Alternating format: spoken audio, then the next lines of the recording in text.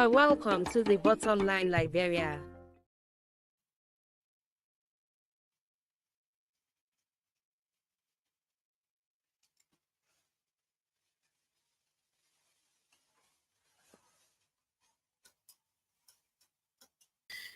Welcome back to the Bottom Line Liberia. This is where we do discuss the issues and give our opinions. Like I said, tonight we're going to be taking you through some interesting discussions. First, we're going to go to our local newspapers, where we'll look at major headlines making news in Liberia and discuss it in our own way. I mean, some of you may have read some of those papers a long time, a few hours ago, or maybe a few days ago. But then we also have to look at the stories in those newspapers that are making headlines from different perspectives. You know, like I've always said, if you are a class teacher and you take the picture of an elephant and show it to the students and ask maybe 100 students in that class to describe that one picture of elephant, everybody will give their own description.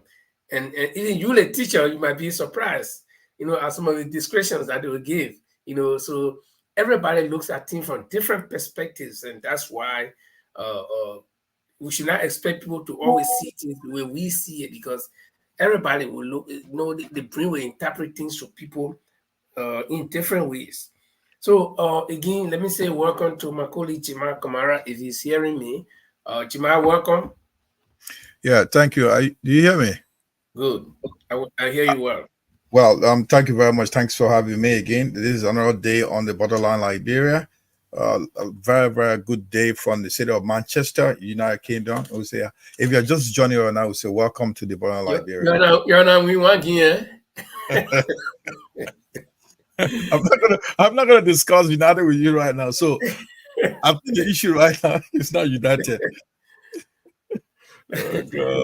Why you just say congratulations to you? Why you guys are jealous of United? We will still make history. United I haven't followed the table recently. I don't know who's at the top of the table. No worry, we will let you know later on. But United I know for sure that Man U is not there. So okay, we're now at the top of the table. We're trying. We are struggling. We're not like Chelsea as well. Chelsea is one of the best records we've received. They beat any other person. So you know that, right? I know. We certainly call them Miss Chelsea. But tonight, I understand we have a lot of stories from the newspapers that we'll be looking at, and we'll also be discussing a few other things. And by the way, today, the president-elect and the first president-elect did meet President Weah and his cabinet, not the full cabinet though, and some members of his government. And they met at the palace of the executive mansion, I want to believe so. And then it was like the transitional team, okay? The transitional team from both sides were meeting today, and the press was there briefly during the introduction. And we're going to talk a little bit about that also. And we understand that there is a Liberian pilot who did a solo flight to Liberia. And again, I want to believe that this guy is not the first, but people are making it to be like he's the first. I remember a long time ago, one Captain Flomo from the AFL did similar thing, but we'll discuss that. So, Chima, anything else you want our listeners to know? Yeah, we got a couple of newspaper headlines we're going to be talking through because we got a couple of newspaper in Liberia. We'll look at the most important ones. I mean, the one that really make headlines. There are a couple of them. I hope we can go through them tonight. But just like you said earlier, we have what make news in Liberia. That's what we'll be looking through. We're looking at from our own perspective. And major in the news right now will be the president-elect, his activity. Every news is on, every attention is on the president-elect, Honorable Joe Barker, right now, and we'll be talking. He visited the executive mansion today. He had a meeting with the JPTT, that is the Joint Presidential Transitional Team. So he named some people today. We'll be calling their names. Those who in his team, the 20 people that he named to be part of the team that will be. They'll be taking office on the 24th of January. So yeah, we'll be giving the old news and many other news or many other things that made news in Liberia. For. Good. Okay, so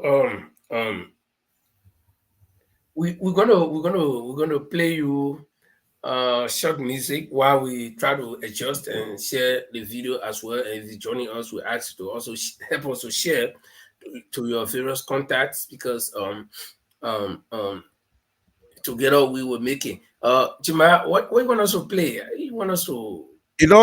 All along for the past 2 years, Takunje has been my favorite. I don't know if you still want to play him, because he's still rushing it. I mean, what he's sunk off is still making reality of the day, and this is a song I would like you to play if you don't mind. So you can open, Takunje will be my favorite for now. My people, where you at? Where you at? Wake up from your slumber, stop sleeping. Whip your hands, whip your hands, whip your hands, whip your. Come on, come on, come on. I know you're sleeping now. Y'all gotta wake up some more, yeah? Okay, let's go. The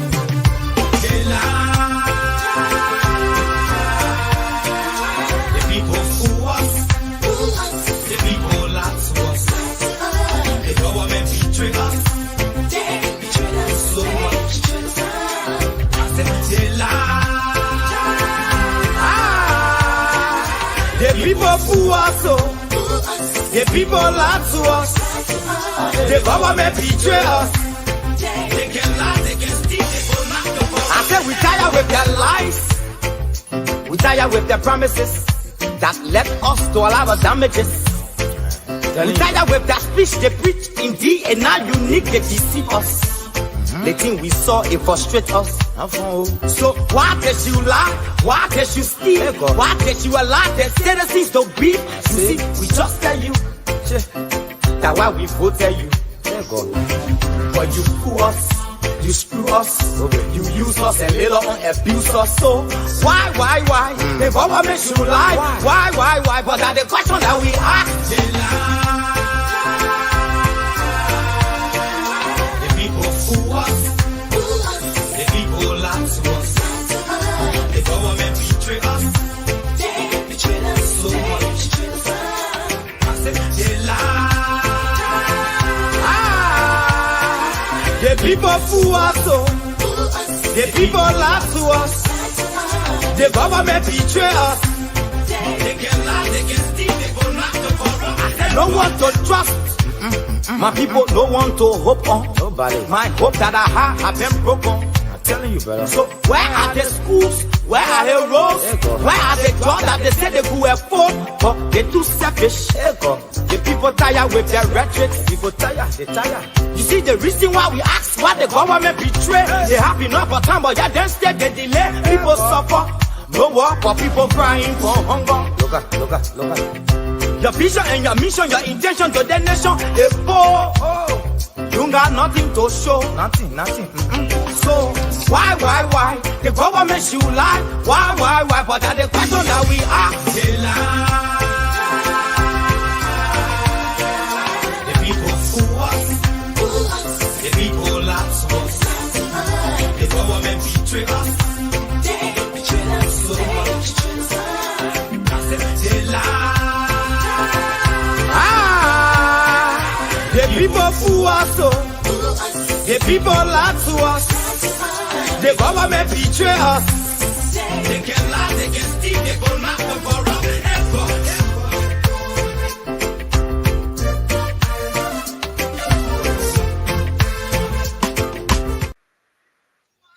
Okay, the people fool us, they lie, they are corrupt, they betray us. One thing I like about this music, Jima, I don't know if you noticed that this music is should I say timeless? It will always, the message will always go. The message will always go, because the Liberian government, this music was not composed or made during the weird time. It was made during the Unity Party time when President Ellen Johnson Sirleaf was president. And from that time until now, the music remains timely, not timeless, but timely. It's always like it applies to almost all the governments. They will betray us, they will lie to us, they will be corrupt, And this is what led to the massive defeat of the CDC government. And you know, people are saying reminiscing. People are still thinking, what was this possible? You know, I saw some sedition. I saw a video by one lady. I mean, when she made a video, I sat down for long and I tried to put myself in your shoes. You know, when you are so confident, when you are put your everything into something, and all of a sudden it just wears away like that. You know, it's like tsunami coming and clearing your entire home and just wiping everywhere, so that when you come back after the tsunami, you find nothing. I mean, you are left with nothing besides the life that you got in you. So I don't know, but where do you want us to start from, Chima? Yeah, I want forward to start from the looking at the Liberian News Daily newspaper. That is to that. We'll start with the visit of the president-elect, Honorable Joe Barker, to the parlor of the executive mansion today.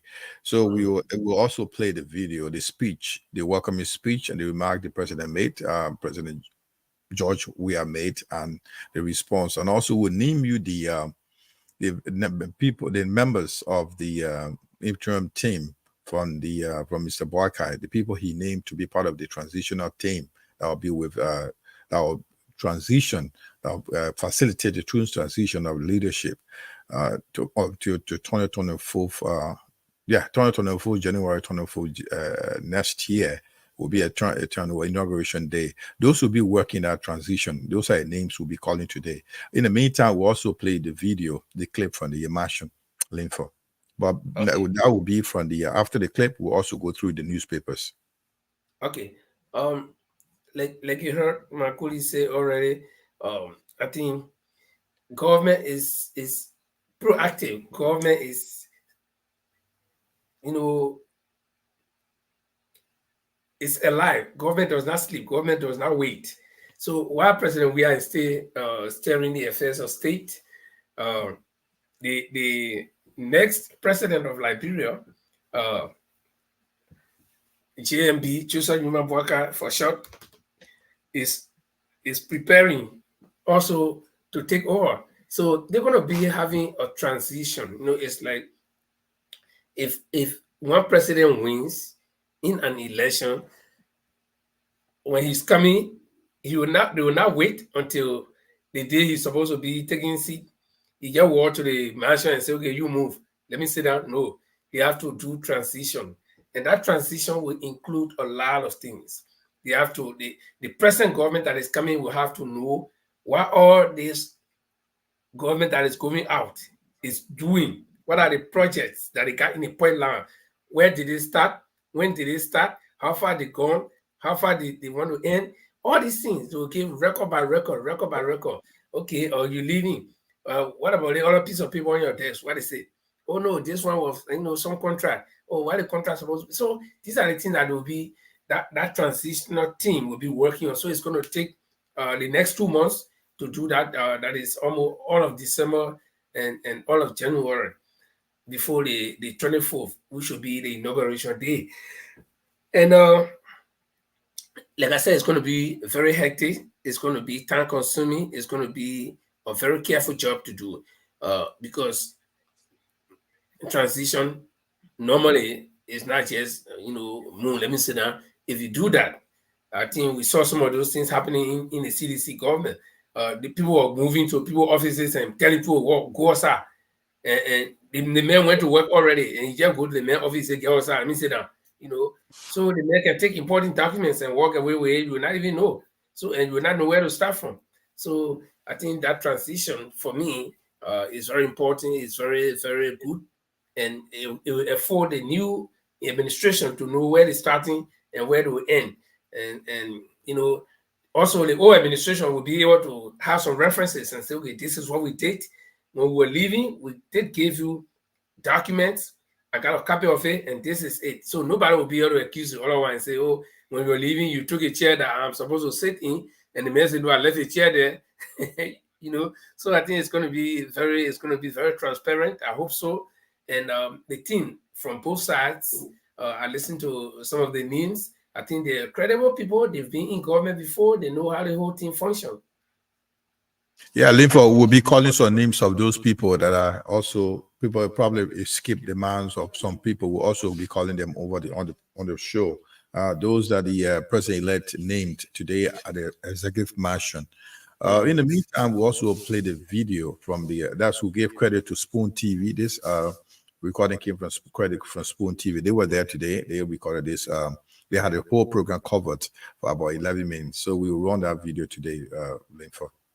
Okay, sure, you can run it. Right. If you just joining us, this is Deborah in Liberia. We'll bring you some what happened today at the executive mansion in Liberia with the JPTT, that is the Joint Presidential Transitional Leadership, where Honorable Joe Boyka, President-elect of Liberia, met with President George Weah today at the executive mansion. So this is it, Linford. My administration is therefore proud that we have reinforced of the incoming leadership possesses the best quality and meets the high standard of competence and skills required to steer the country smoothly from one show to other. From the outgoing administration to the incoming administration. Ladies and gentlemen, the 2023 general and presidential elections stand as a living testament to the democratic progress we have achieved as a nation. The conduct of these elections, which were the first post-war elections solely organized by the government and people of Liberia, have won international acclaim from far and wide for their excellence. My administration is therefore proud that we have reinforced our credential as a mature democracy that is governed by strong institutions with respect for the rule of law. Our democratic achievements have set a new and available standard, not just for Liberia, but for Africa and the global community. By graciously conceding and congratulating President-elect Waka, the head of the final tally, we have also earned global recognition and admiration. This monumental achievement is a victory not just for one political entity, but for all Liberians and Liberia as a whole.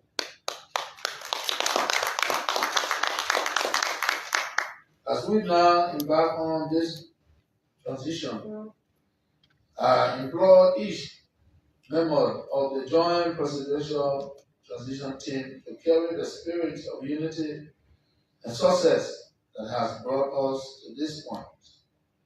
Let us ensure an effective, efficient, and seamless transfer of power to President-elect Waka and his team.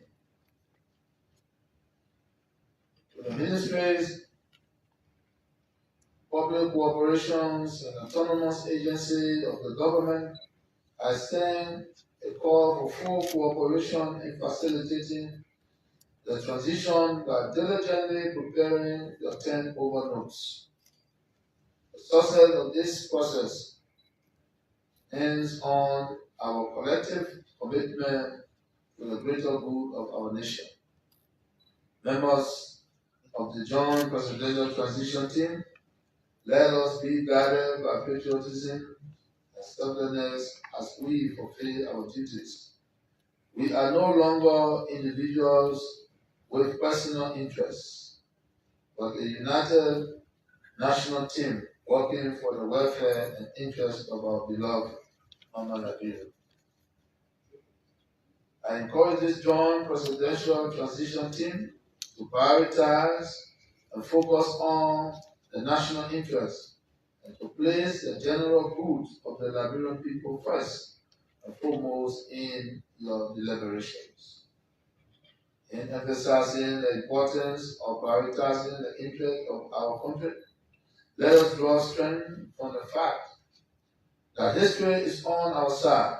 6 years ago, we made history as the first democratically elected leader to receive the baton of power from another democratically elected leader. After a span of more than 70 years, today we are on the verge of passing this symbolic step to another democratically elected leader, marking yet another important chapter in our democratic journey.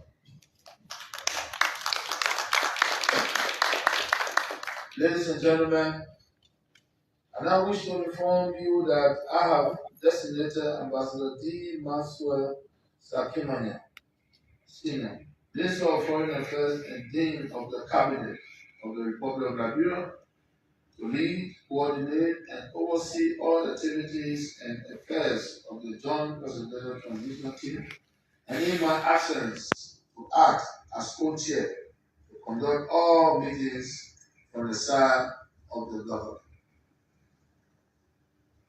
And now, members of the Joint Presidential Transition Team, ladies and gentlemen, I have the distinguished pleasure to invite the co-chairman of the JPP, His Excellency Joseph Nyimambuaka Sr., President-elect of the Republic of Liberia, to make his opening remarks. And thank you and God bless you all. Remarks there by President George Manawia, inviting co-chair President-elect Joseph Nyimambuaka to make his remarks. Handshakes exchanged between them both. Ambassador Mbuaka, the President-elect, mounts the podium to speak. Spoon TV, live from the grounds of the Executive Mansion. Mr. President, Vice President, Vice President-elect, members of the TPTC, we again want to thank the President for receiving us and for the role he has played in having to make this transition smooth. We have demonstrated as Liberians that we can stand any challenge to make our country what it should be. And the President has demonstrated that. Well, thank you for issuing the executive order that was promised. And we are here, as we promised, to participate in full, knowing very well that we are all Liberians, and whatever we do here is to continue to make Liberia that country can be respected.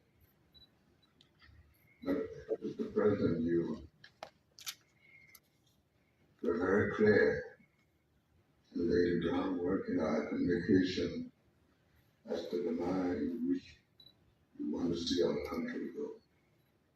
And I assure you that in whatever we do, we'll continue to be that Liberia inseparable, that will be as a beacon of hope for all. The members of the Joint Committee,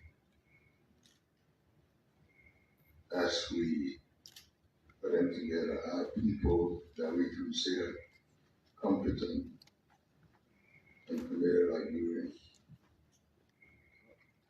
Fortunately, in our country, almost everybody knows the other, and we believe that the work will go smoothly, and that we will work as Liberians working for their country. As I've been said already, the Vice President-elect will represent me, and I want to say that the President and I, of course, here will stand ready to intervene for any area in which you would like us to. So we admonish that we all work together in the interest of our own country, and that within the time frame that we will show the most respect by participating in full to honor this great cause that has been laid before us. I want to thank all of you for being here, and we certainly want to be grateful again to the President for this smooth process that he has been engaging to work in the interest of our country. We are God blessing upon us all. Thank you very much. President-elect Joseph Yomabwaka making his remarks, stating that members. Yeah, info. Yeah. Okay. We all heard that. I think it was very brief, and both leaders were on point. President Weah did speak of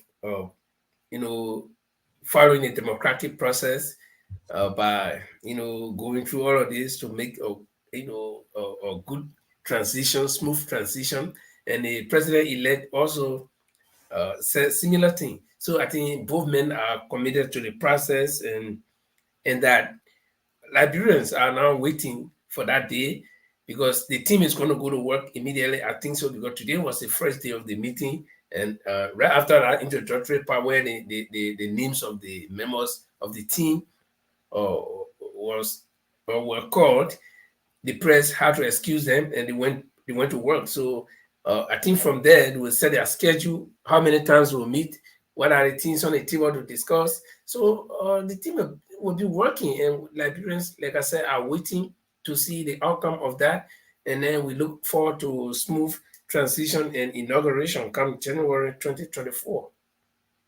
Yeah, right. Linfo, quickly, another background information for that. I mean, you just watched the two presidents, the outgoing president, Honorable George Weah, together with President-elect Honorable Joseph Boakai. Linfo, the president-elect set up a secretariat. The secretariat, in that secretariat, that work together with the committee, where Joseph Boakai, President-elect Joseph Boakai also has named 20 persons to work with the transitional team. We'll call a few of them here. And the first secretariat, what he did, he said he has designated his vice president-elect, which is Jeremiah Kuhn, to work in his absence, who oversees his the affairs of the joint presidential transitional team while he's away, where George will also serve as the head of that, co-chair of that particular team. But then in that secretariat, they have a name like Amos Tue was appointed part of the secretariat. The guy, Councillor Kopa Krua and Amara Kone. The secretariat for the joint transitional team, those are the people of the secretariat. So among those named from the president-elect team to work with the President George Weah team, named they just mentioned, a few of them we have here. We have a member appointed by the president-elect. Members are, let me see, Lucini Camara, Luis Poto, Councillor Kopa Krua, Magdala Cooper, Dr. Ure Yakpawo, Samuel Kofi Woods II, Dr. Augustine Kone, Boyma Kamara, Reverend Luther Tape, Dapa Vapila, Edward Appleton, John Molu Jr., Sam Gay, Mr. Sir Johnny, Noah Zau Gibson, Sarah Bislow Yanti, Amara Kone, Jimmy Horace Colley, Wilma Pay, and Jacob Smith. Those are people named by the president-elect to be part of the transitional team, Linfo. Did I around number 2 or number 3? Did I hear you mention Luis Poto or something?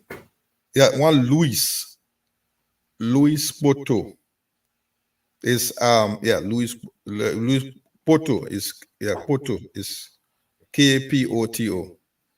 Okay, probably that name sounds familiar. That's why I asked. Yeah, Louis Boto. That Louis, the Louis is, I think, it's a female Louis. LOUISE. Okay, yeah. Then that should be the female. The male is just S. LEWIS. Yeah.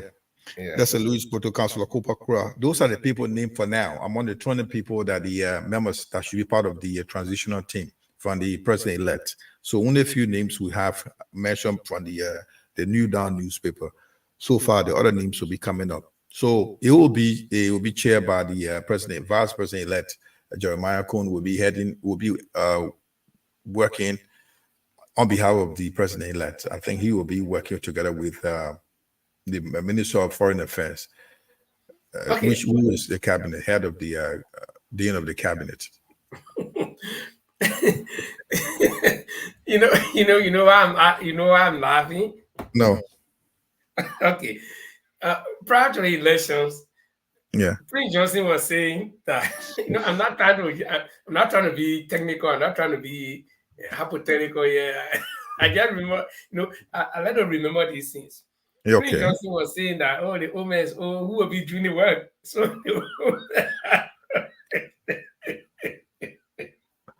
the old man already has designated his vice president. The old man already designated Jeremiah. He said, the president-elect Walker, in accordance with the executive order, designated vice president-elect as to act as his co-chair person in his absence, overseeing all affairs of the joint presidential transitional team, conducting meetings.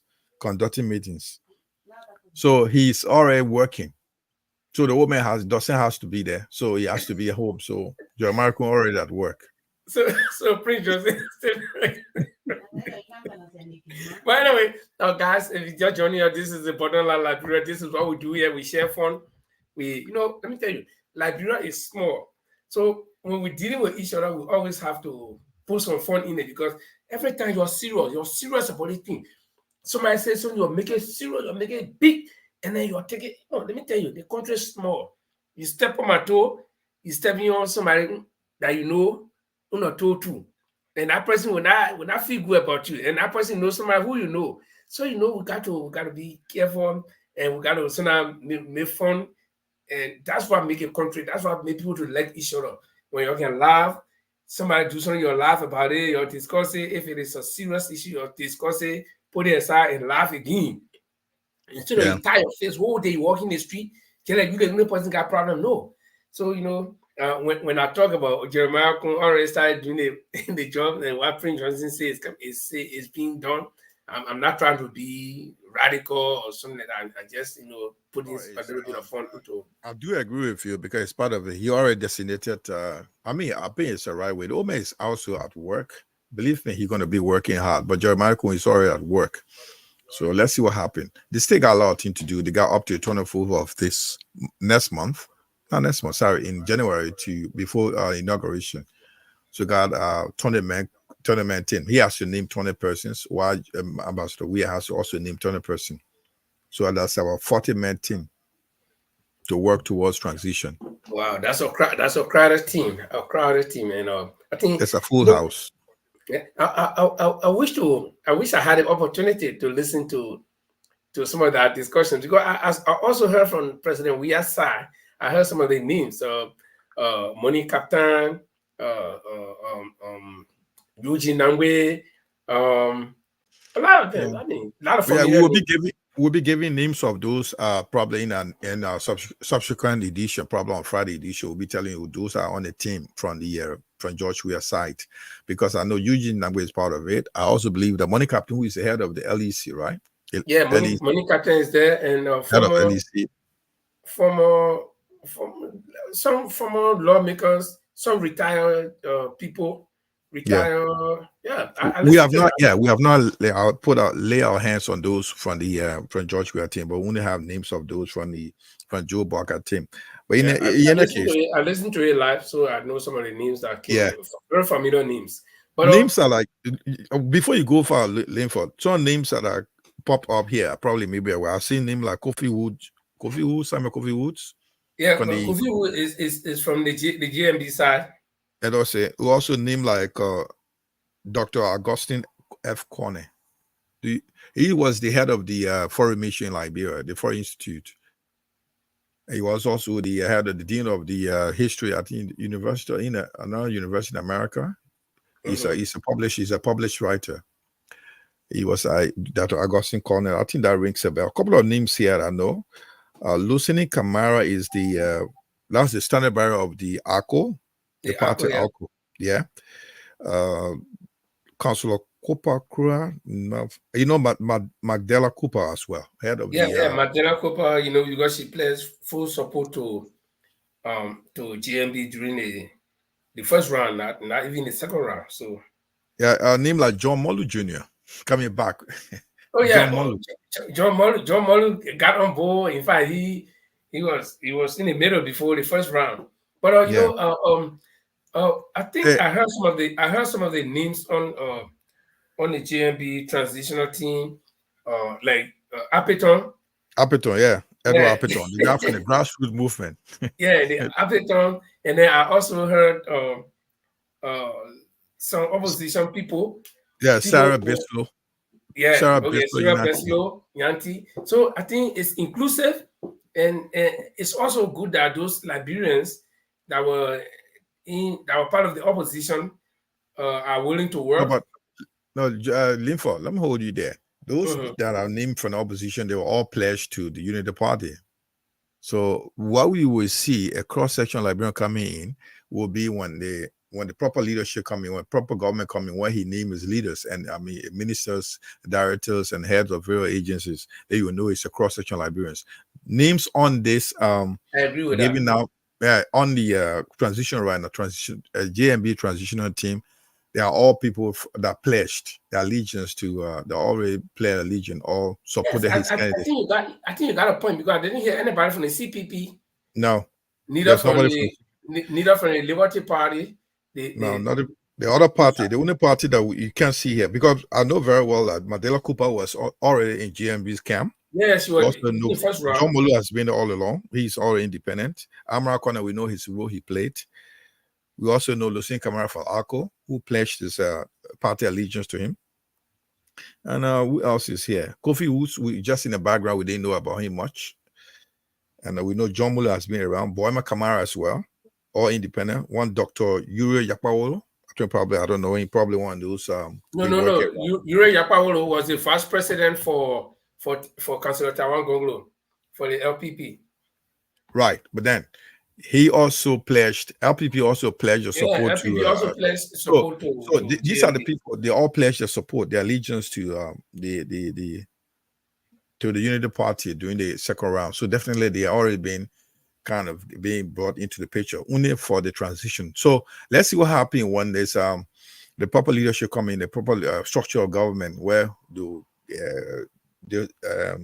positions and other stuff, other things in terms of position of directors, head of agencies and ministries and so forth. We wait to see. So at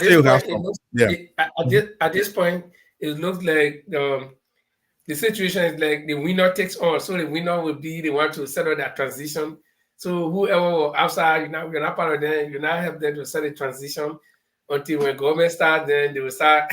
Anyway, I think GMB team will come up with some other people. You don't have to be pledged allegiance to him. I think it will be much different from George Weah, where he was just predominantly CDC supporters and people who pay allegiance to and advocates for CDC.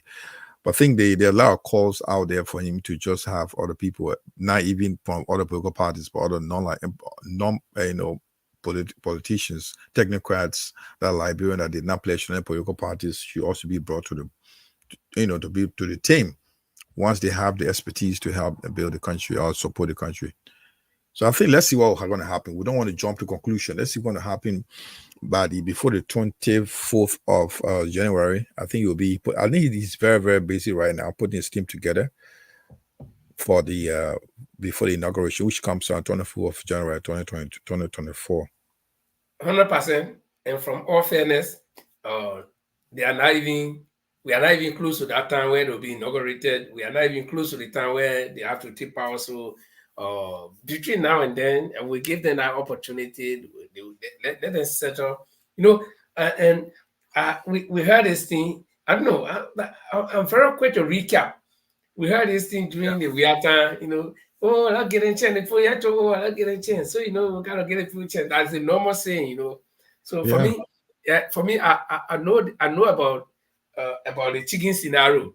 If you got a group of chicken that you always put in a basket or sleep in the night, in the morning when you put it outside, that time for them to run all over the place, then you will know that they were. But if you see one of them walking, they're gonna wait, you will know something wrong.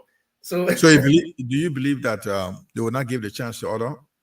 Well, I don't want to believe that. I can't preempt. I think, I think yeah, the Unity it Party depends on leadership. But if you just listen to some of the members, people, and some of those members too, they got little influence too. Some of the things they talk.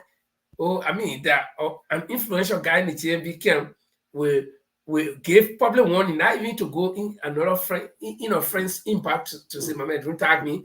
But the guy will come on Facebook publicly and call the guy's name, call him to book and say, because you were not supporting GMB, don't tag me. I think it was gruesome.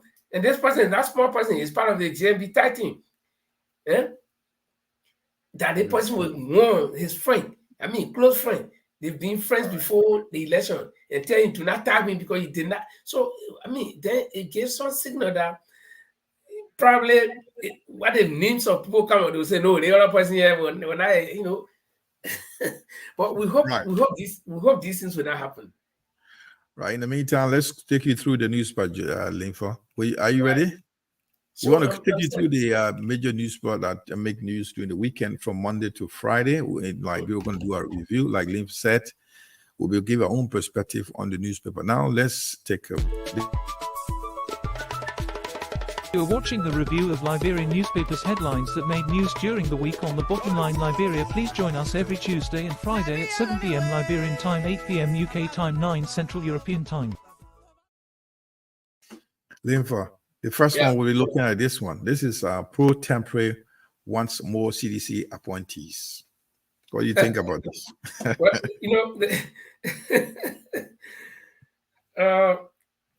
our chair. Yeah. Well, why would he be calling for CDC appointees? I didn't hear him when they were in power. For the system.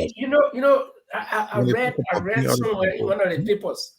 One of the papers I read where he's calling on the government to what was it? What was it? Is that word? To have a government of inclusion. Yeah, this is the same paper. This came from this is from the new newspaper. Yeah. But the thing is, the question to you, Linfa, is it fair that he's making this statement now? Or people wonder why Abuchi will be making statement at this time? And when he did not, he was not one of those who are calling for the government to bring other people on board.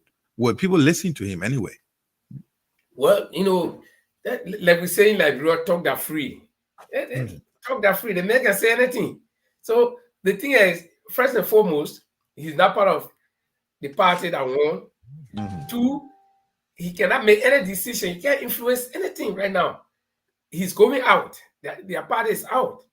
Okay? And he's lucky. I don't know how many more years he got. He was re-elected. Yeah. Okay. Abuchi is still, but he stay pro tempore. Even though the speaker was okay. So he's lucky that he still got a job. Abuchi is a senator, is he? Yeah. It's like his job was not contested, was he? I think his job was contested. No, he got re-elected. Only the House of Mr. Buffers Chambers lost his position. Yeah, Chambers lost his seat. But I think Abuchi should keep quiet and work because he cannot make any changes. You can't tell people what to do. You can't come to my house and tell me how to make up my bed and whatever. If I invite you to my house, be in my house. No, the thing about it, is like, why he's saying that? People want to listen to him. We were expecting people like him to speak when he was there 6 years ago. That's what I say. Talk that free. So let the talking part, I can't question him because that's his right to talk. But you should ask yourself, what am I talking? Will people listen to me? Am I relevant in this case? Well, anyway, and they got a protest, so he's showing power too. Yeah, this story about the suspect, the accident at Open that left where many casualties, 10 people died. The one that ran into the Unity Party celebrants, killed both about 10. This is the guy that has been arrested. This picture looks familiar. This picture looks familiar to a picture that I saw somewhere on the internet. He was standing by one red car in a military uniform with a red with a sedition beret. Yeah, but the story seems to be like, what is the story? They're investigating. Why can't it preempt? But they're investigating the story. This is the guy. I think he what we got to the story, what we're getting right now, when the accident took place was a loss of control, it was a mechanical failure, and the car ran into the crowd. And I mean, on that spot, I think 3 person got wounded, killed, and the rest are on critical list. I think so far we got 10 deaths so far. And the story about him is it was a mechanical failure. There's no reason to say it was intended, it was deliberately done. Up to now, they're investigating the story. I think they spoke with him. While I also understood that he got on the motorcycle, he left the scene, afraid not to be mobbed, because when a car got burned. Also from one of the chat rooms, I also understand some information from the chat room. I've been following that he lost about $5,000 in that car together with a personal computer. I think he also it was kind of mechanical failure, a car ran into the crowd.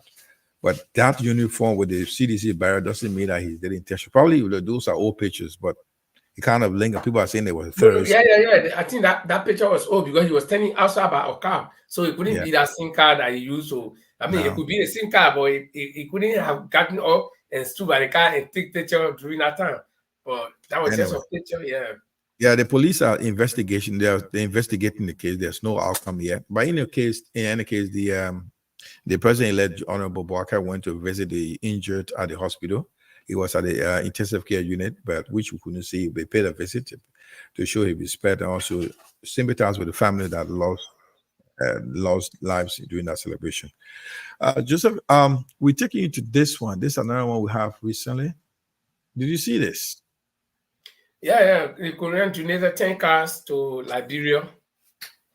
This is from the New News newspaper. I think this kind of coincidence happened. This was intended for the George Weah government, but it just landed in the hand of GMB. Happy to have a new car in it. There's new 10 good cars. So this is a good one. Now you can see that the ministers, some of the ministers, I think, they're talking about agriculture. Agriculture and other sectors. Agriculture is number one. I think the Minister of Agriculture is a show of one of those cars, or maybe two of them. How many ministries we have in Liberia? I think each minister should receive a car, or they have their own car. Probably these cars will be, I don't know how they're going to. It used to be it's between 17, 18 ministries, I think, if I'm not mistaken. I mean, that was the old one that I should know. But like some of the ministries were, because we used to have Ministry of Planning, but then planning is also now on finance. So, yeah, it's a development and planning. Yeah, so I don't know. But besides that, there are a lot of new ministries, though. I think gender Jaga included. I think that came from Ellen. Yeah, Minister of Gender. Then what else? Which one again? Yeah, I think so far. But it should be between 17 and 18 ministries, if I'm not mistaken. I mean, but that was long-time statistic, though. Right. I want to take you down to the story. I know you were talking earlier about this young Liberian. This is his story. So we had a video about him. Tell me a little bit what you know about his flight. He said he completed his. A couple of days ago, I woke up and I was just going through the internet, and somebody from America posted that this young guy was supposed to touch down. He's on a solo flight to Liberia, transatlantic flight, and on a solo flight, meaning that he's the only passenger on that flight, the pilot and the passenger or whatever. And then he was touching down that same day in Liberia. That was the first time I heard about him. Then I started to follow. And then I got to know that he landed. And then people, I think a crowd turned out at the airport to receive him. And so he made history. you know, and he's flying, I think, on 87 or something flight. That's a very old flight, you know, old Right. model flight. The flight could not be very old, though, but the aircraft could not be very old, but it's an old model. So, and he made a successful landing, and I think that's very important. Up to now, I don't know how many days he took, because Okay. that plane cannot go 20 hours straight or 15 hours straight. I don't know, but Yeah, I think this is why he may have. That's why I make historic. Just a little bit of history from the Daily Observer newspaper. The story says let's say it's a Liberian pilot flying home from the United States in his own plane, own airplane, but you wouldn't know the magnitude of expectation until Abner Yonle, 37 years old, safely landed and parked his aircraft at the James Springs, Spain airport on Thursday, November 23rd, 2023. Flying across the North Atlantic has always been a lifelong dream for Abner.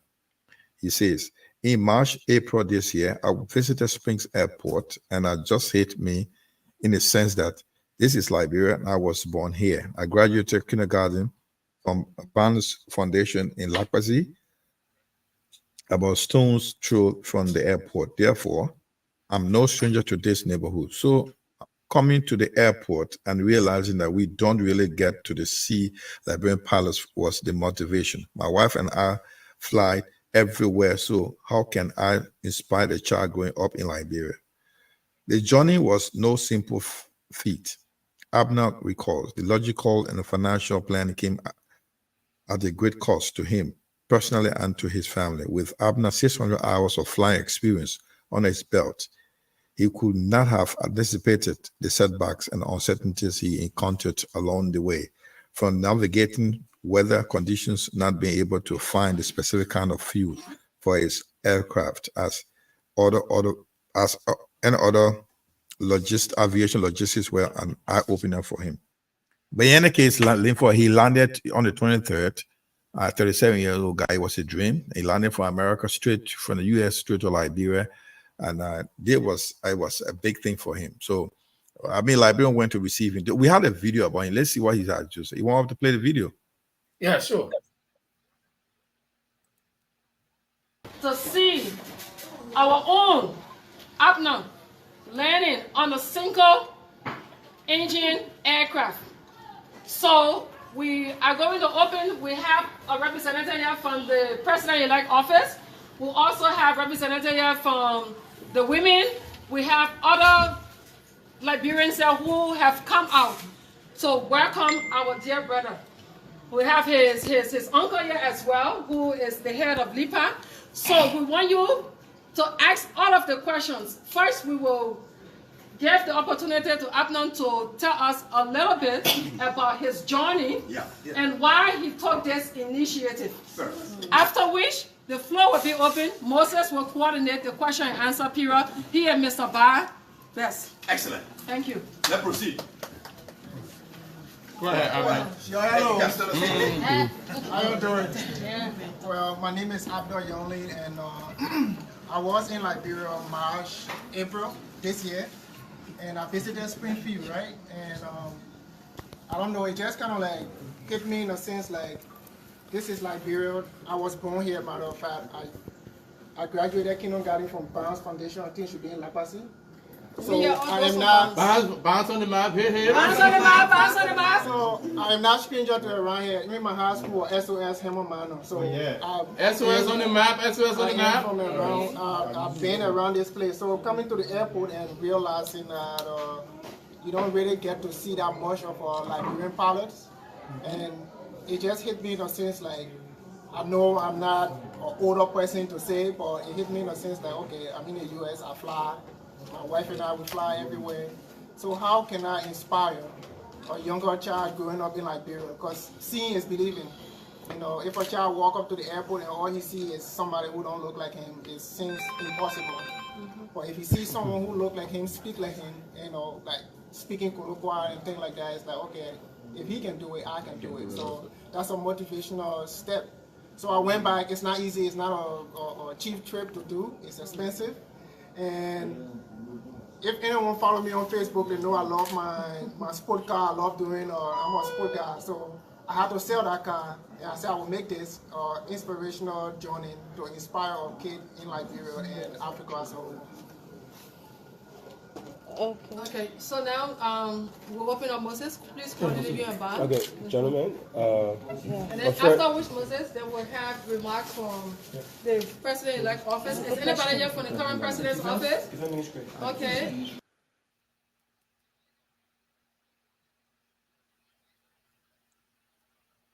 Info? Yeah. It's not for him. I mean, let me tell you a little bit what happened, where he stopped. You asked the questions, where did he stop? He said Abner flew from the US with a consecutive stops in Canada, Greenland, Iceland, the Faroes, UK, France, Spain, Morocco, Mauritania, Senegal, Sierra Leone before reaching Liberia. He was delayed in Sierra Leone because a specific fuel of his aircraft could not be found. According to him, the alternative fuel he managed to obtain was not allowed into Lungi Airport, a situation he had to work his way through to be able to finally fly into Liberia. So, very, very, very historic. But a few things I want to say. Yeah, right. The fellows, he graduated from Barnes Foundation in La Paz, and I also lived in La Paz and worked and taught at a school called Building for Tomorrow Institute. It used to be Willard Arator Institute long time ago, but then after the coup, they changed the name to Building for Tomorrow Institute. And guess what? We share common face with Barnes Foundation. Wow. So when Barnes Foundation is having devotion and we are having devotion, it's almost like when we're singing, everybody he's a young lad, 37 years old. Yeah. So 37 years old, I think it's around 1987, 86, 85, somewhere around there. 85, 86, something like that. Then, yeah. So at that time, I was still teaching about because I stopped my work at Building for Tomorrow Institute in 1988 when I got my job at the radio station. So, when you were talking, he drew my attention. And guess what? One of my students, the father used to work at the James Principe Airport. And this little boy, I thought his whole family, his sister, his 3 sisters, plus himself. And guess what? This little boy is a big man now. He went to America during the war. His whole family went there. And he's a pilot in the U.S. Army. Guess where he works? In Italy, right here. Every time we chat, you say, "Oh, Prof, I'll come for you when you come to Italy. I'll put you in a jet bomber." I said, "My man, when I can, I'll sit down in your hall. You buy my nose for me. I catch in my head. I'm gonna fly no jet bomber." I know. Yeah. So, but on a serious note, I think it's encouraging to see young Liberians. The fellow is 37 years old, and he's just very close to my son, also almost the same age, 1987 born. So you see that, I mean, that it brings tears to my eyes that we got young Liberians who can do these things, so other people can do it. And guess what? Also here in Norway, or Liberian family, the little boy was maybe around, if I'm not mistaken, at most 7, 8 years old when they came here. The little boy just graduated from the aeronautical school too. He's flying right now. He's on his training. He's flying. A very small boy. Yeah, from Liberia. The parents are Liberians here. So when I heard that he graduated this graduation, I was so impressed. And I talked to his father 2 days ago, and he said, "Oh yeah, the man is training now. He's doing his flight training around here with one small airline." Can you imagine? So I mean, Liberians can make it. Okay, and also, there are several Liberians in this flight business, but we don't know. In 2005, I was in the US, and then from Houston, I went to visit my cousin in Jacksonville, Florida. The moment I got there in the morning, he said, "Oh, but I'm busy because I'm not even going to work today." There was a Liberian lady who I used to stay with in Gambia. She and her daughter here. The daughter want to go to the same school that the guys, the hijackers that burned the the World Trade Center came from. It's called Emory Riddle Aeronautical School. It's based in Daytona Beach. Okay, so we drove that little girl there 2 different days for her to go register and thing. We made sure that she registered. So there's a lot of Liberians that are doing well in these areas, and we want to encourage young Liberians to go into this area. Some of the reasons why we don't have flights going to our country, you got to wait for so many times, so many days to get flight going, and the few flights that go there, the prices are so exorbitant. It's because we don't have people in these areas. Yeah. So I'm so impressed. That's correct. We wish you well. I mean, that was a really, really historic movement for us as Liberian. I mean, flew from, look at the risk you took and places you went with an engine of 1976 engine, 1-engine plane. I mean, Cessna, almost like it's not proper. Yeah, Cessna. They used to have them. It's a Cessna plane from America. Look at the plane with the Liberian flag. When you arrived, this is a picture when you arrived at the Joy Springs Airport, FE. Yeah, they used to have these small things. I mean, at the Spring plane, FE. Small plane. This guy took a risk. How can you fly this from all the way US to Liberia? Seriously? He said Liberian. He said he's a heroes. Welcome for US-based Liberian pilot. Up now, only. This guy go down in history from America all the way to Liberia, with the 600 hours training, flight training on his belt. That's all he learned. So he risked it to come to Liberia. But anyway, this is another story from the for the Daily Observer newspaper. For what is your take on this? Well, you see, yeah, again. If you remember, a few days ago on a Tuesday edition of the program here, we were talking about witch hunt, and if you read the story here, the headline says Waka administration asked to impose, and who is asking this administration to do this?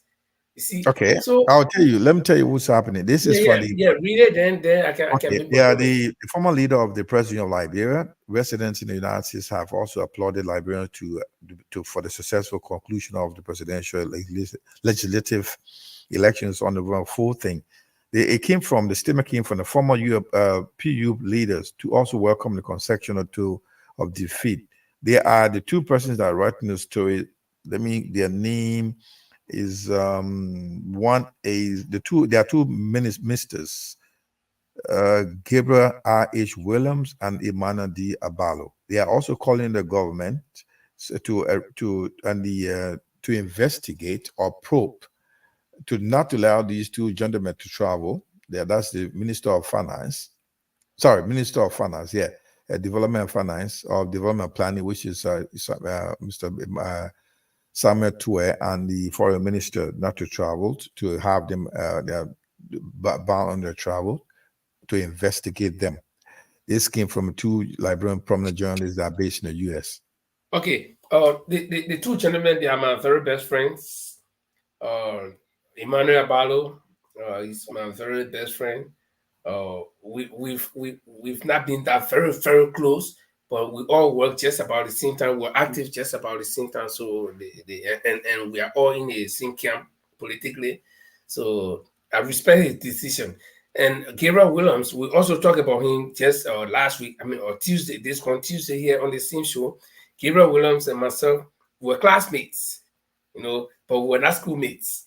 Meaning we were in the same class in different schools. We graduated the same year to 1982, and we did the high school report. Like we said, this is where I knew Gabriel from, and I know Gabriel is a very committed guy. And Gabriel went on to the GIJ, that's the Ghana Institute of Journalism, and then after that he traveled to the US. But besides that, he also served as deputy minister at the Ministry of Information. So I respect Gabriel Williams, but yes, but they are calling for the to investigate to investigate. But if they ask the government to impose travel ban on these people, on what ground? I think they should first. It should be about they should ask the government to investigate the people.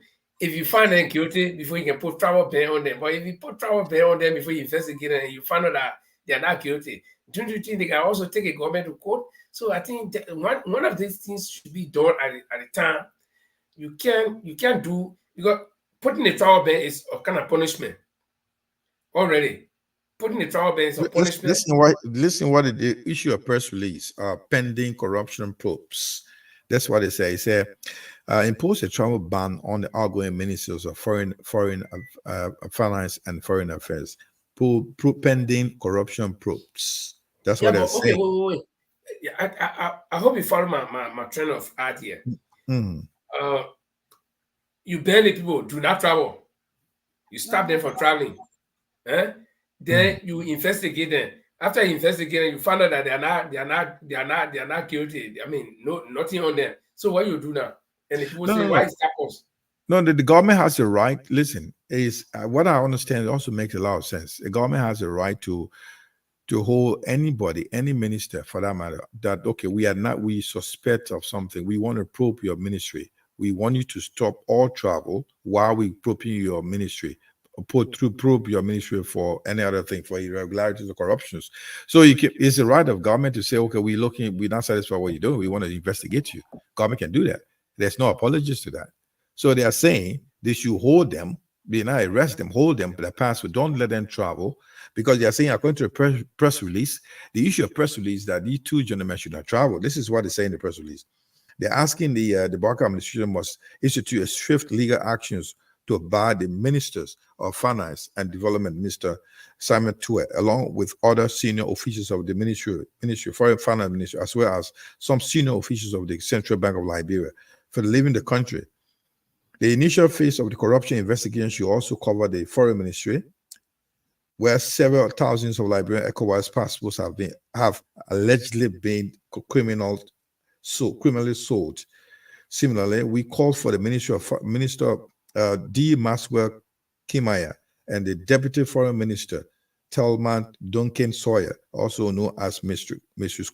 Cooper Sawyer, to be barred from foreign travel pending investigation regarding the passport scandals and other allegations of major malpractices that have occurred at the foreign ministry during the tenure of the Weah administration. You got a clear picture now? Yeah, I got a clear picture. But so they have a reason why they're asking the government to place or impose a ban on them, because of too many Liberian passports being out there. And the also corruptions at the Ministry of Foreign Ministry of Finance. So with those information up in the air, they are calling on the government. Okay, just continue. I'm doing something. I'm placing a call. Continue. That's the story for this now. Then they say also, this is what the press release says. Say we maintain that those who see the process of holding former government officials accountable for the actions as witch hunt are on the wrong side of history. President Weah must be called to order for his recent pronouncement that investigating official of his government was not in the interest of the peace and stability of the country. It is our considered opinion that ending impunity is the only way to contain the looting of the resources of Liberia by those who in power, who have proven to be incapable custodians of the public trust. Accordingly, those who threaten the peace and stability of Liberia will bear the full consequences for their actions, as they will be held accountable under Liberian and international laws. Mr. Weah is no exception, as no one is above the law, and there is a need for Liberia to truly become a country of law, not of men. So this is their point. Like George Weah is saying, when are you with me, Linfo? Yeah, sure. That there was a purported news press release about investigating auditing George Weah government, and when he said that it shouldn't audit them because it should not derail the peace process. So they are saying, well, nobody's above the law. If you were involved in any corrupt practices, you should be held accountable for it. And those who took our money, you should set a precedent where those who have been criminally involved in issues in things in Liberia should be investigated. So this is their point. So they're asking the two ministers, including many other top government officials, to be investigated, to investigate them for corruptions and other malpractices. Now, when it comes to the investigation, I fully agree. It's a sticker issue, because the thing is, you can't punish before you investigate. That's where I'm looking at. I just placed a call to Gabriel Williams where he didn't pick up. So I think he's busy because this is a working hour in the US right now, and I'm trying to see if I will find Emmanuel Abalo, but I'm not finding his number, his contact It's easily. all right. And we were trying to arrange that. We'll make sure we can have. I just wanted to get a quick thought on the issue, but we can proceed to the next one. Now, this is another story that in the news. I think you would like to see this. This is a family neglect and violence. There's a touchy issue here, Linford. This is something people say, why you want to talk about this? You know, when I going through the newspaper, Linford, I came across this article: trans woman, gay man, battle family neglect and violence. This person is, I think it's Imad Gibi, saying that not be looked after. It's been turned down, and the dealers are working with a lot of articles that those interests are in the sexually, G and LBGT plus, saying that they have not been given attention. But what I came across, Linford, which may interest you, is there's no law in Liberia that criminalize gay or lesbianism. Yeah, this is our people, we sometimes act based on sentiment. In fact, if it's 99% of Liberians, their decisions are either based on sentiments or temperament, because they just wrong with things. You know, I'll give you a few examples. When the elections were going on, especially the second round, people who the public expected to support GMB and did not do so, everybody said, "Oh, your political career over right away." The judge should right away, your political career over.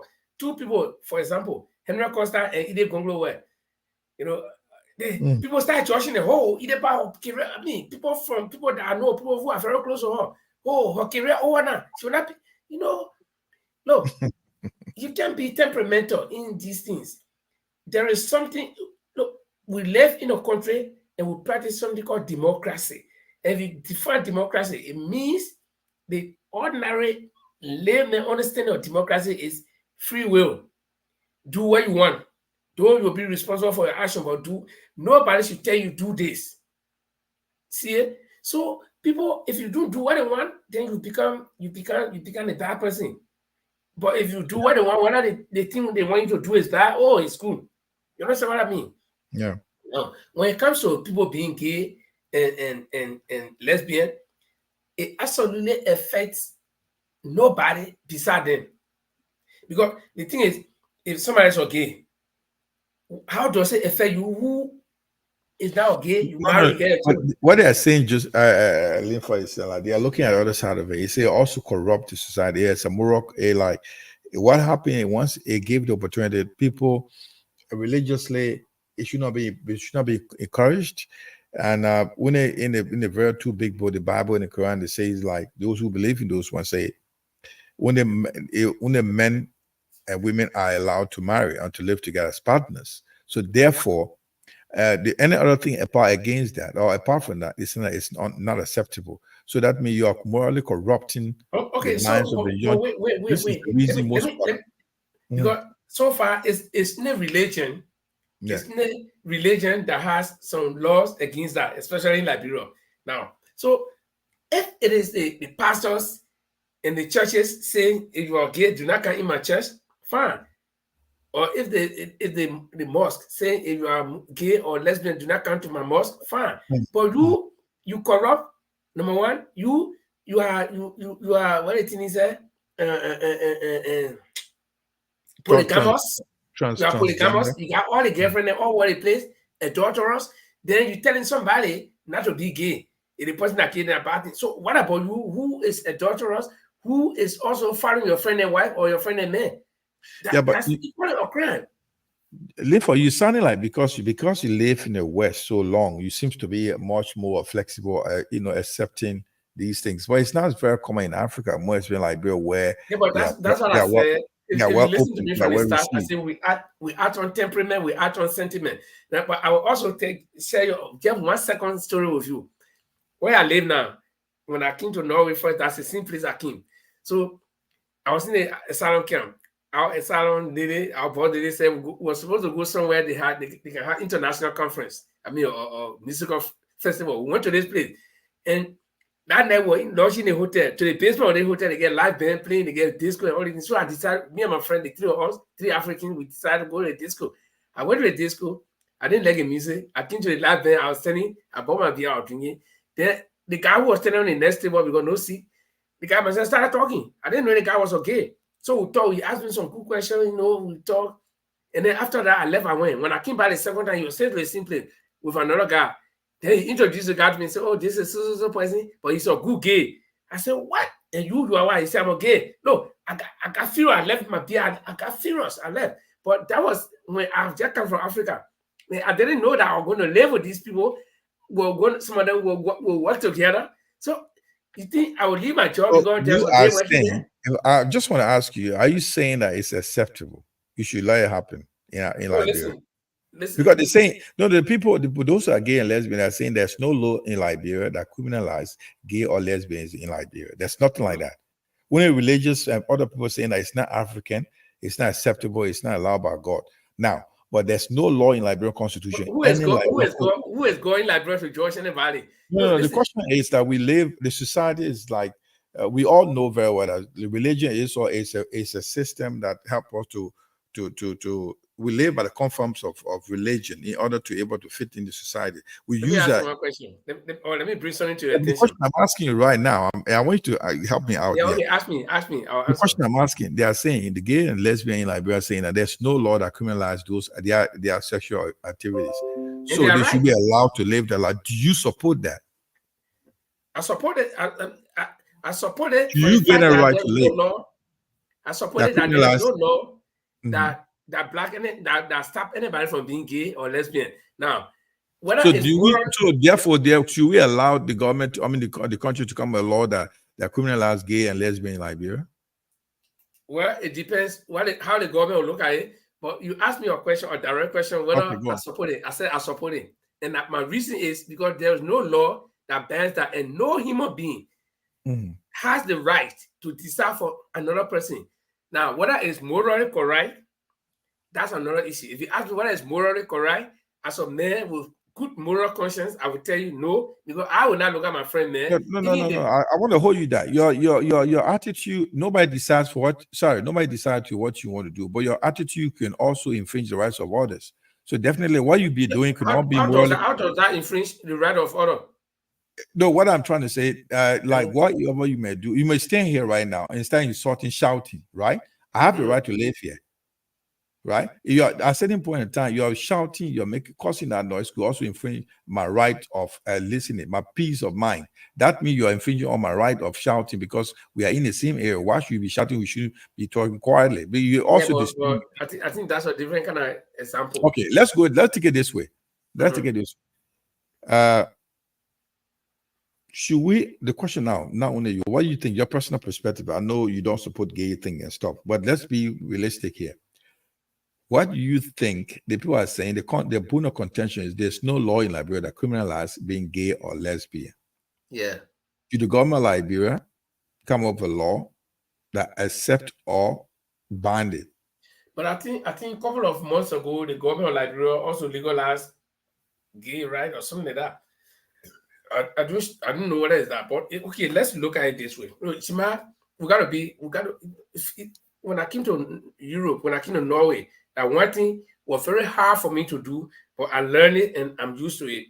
That is, accept what other people do, but do not like it. You don't have to like it, but you gotta accept it. So tell me, if I want to be a gay, what you do to me? You can't do nothing. That's my will. So whether you like it or not, so you either gotta accept it or do accept it. But don't tell me to do not tell me what to do. Who told you that what you do is right? Now, the same white people, the same Europeans that say, our traditional things are bad, like the poor society and the female genital mutilation, all these things. Recently, I was reading some newspaper in Bangla. The people in Bonkande, the people started putting all the things outside now. The women, they putting all that zote in there outside because the white men told them say it's bad, But it's the same white man that will turn man to a woman. It will take man, the man that man or born man, then they turn him to a woman. They turn woman to a man, or they make woman and man marry each other. All right, I get you. You don't have that much. Let me take this. Thank you very much. Let me take. That's a very touchy conversation. We'll find time we can discuss this. I hope we can have somewhere we'll discuss this. It's a very good touchy conversation. And because the question is, being a gay or lesbian Liberian is not a criminal act. It's not a criminal act. It's not a criminal. It says there's nothing like say criminalize their activities. But now they are not being treated fairly. They are asking for their right. They should be treated fairly. Should we give them the right to live fairly, and also among us as Liberian? We'll discuss that in the next, probably in the future. Just before we translate from that thing, let me just give an example. In the same power, you say thou shalt not commit adultery. Then we get the same people who talking say the men are gay, but that man get 15 girlfriends, even following somebody's wife. So it's the same thing, indirectly. So should quite an interesting story we discussed. Look at this other story, Linford. Liberian, the World Food Program takes over the Ministry of Health Drugs Delivery Services. What do you think about this newspaper headline? This comes from the Daily Observer newspaper. This is the headline: the World Food Program takes over the Ministry of Health Drug Delivery Services. Do you have an idea what is it? But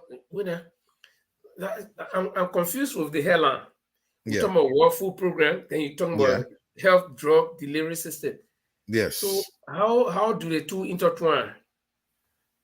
Yeah, I thought WHO should be doing something like this instead of a World Food Program, because under the United Nations, all the different branches are responsible for different things. I think so. Like UNESCO has to do education. WFP has to do a World Food, and the feeding programs for refugees or people who are in need of food.